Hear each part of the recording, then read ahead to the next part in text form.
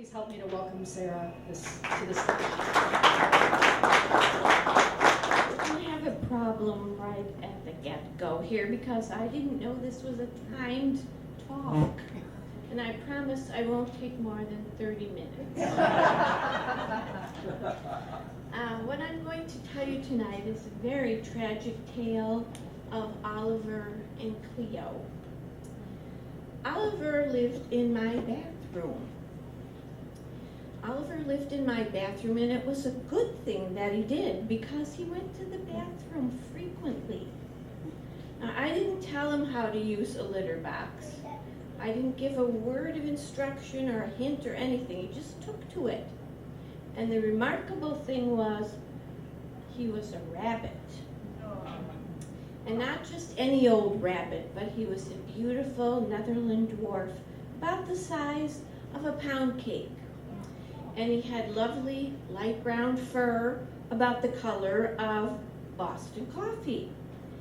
And he was a very lively little fellow, and I found out shortly after I got him that I couldn't leave anything on the bathroom floor. He would chew it up, whatever. So Oliver romped around in my bathroom. I lived in an older house, and it was a large bathroom, and I didn't want to put him in a cage. That kind of breaks my heart, to see animals in cages. So Oliver was pretty happy in the bathroom, but whenever I would open the door, for any reason, he would zoom out and explore the rest of my apartment. And when he did, he would always run in a zigzag pattern. I called it his maneuvers. And he always ran like somebody was chasing him. And somebody was. It was me. And he would run under things, and it was really hard to catch him, especially in the middle of the night when I'd go to the bathroom and leave the door open and have to chase him around in my birthday suit. So Oliver was playful. He would play a game with me where I would take a little Kleenex and I would shake it in front of him like a toreador would do to a bull. And he would swat at it, and he would let out a growl. He was so fierce, my little killer rabbit. One day he made me really mad because he had gotten loose and he chewed the spine of all 12 of my treasured Metropolitan Museum of Art books. They were completely shot, plus 2 pillow shams I had left out on a low stool. But he liked his sojourns, and he would taste lots of new things, like the electrical cords.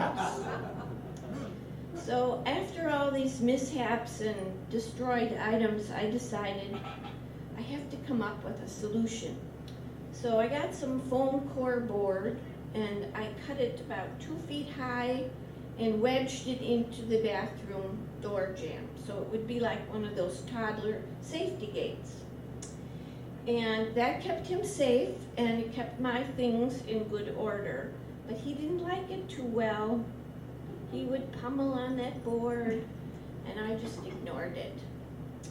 So Oliver, after playing these games and so forth, and finally getting accustomed to the board being in the door, went along peacefully for a while, and then love came along for Oliver.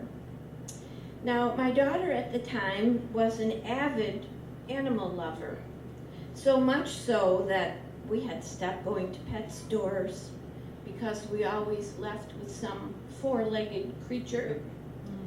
But my daughter had the smarts to go to her dad, who was my ex-husband, and sure enough, he took her to the pet store, and she came back with yet another rabbit. This rabbit was not a Netherland dwarf. Her name was Cleo, and she was about the size of a croissant. And Cleo had beautiful white fur with black patches, and she was a regular-sized rabbit, and then some. So when my daughter brought Cleo to my place to visit, we put her on a little quilt that I had folded and placed on my bed. She sat there with perfect stillness, just a picture of sweetness. So we decided, okay, we'll let Oliver meet her. And we brought Oliver out and put him on the quilt, and he seemed very intrigued by Cleo.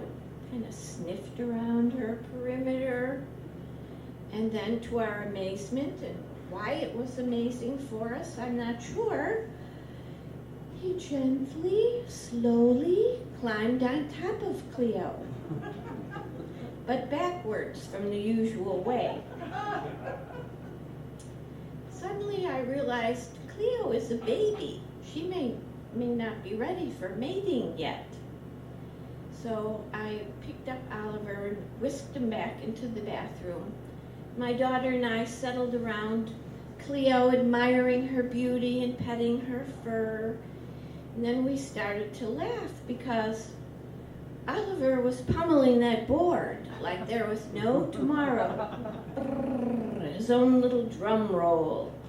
And then, suddenly, he flew.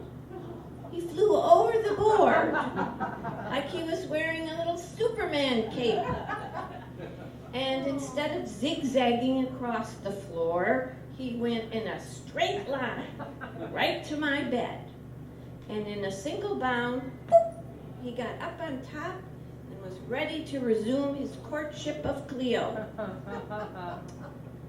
I felt like such a villain, but I whisked him off to the bathroom again, and this time I closed the door. I also vowed that I would find out if Cleo was old enough to mate or not. Then, sadly, fate intervened, as it often does in love stories.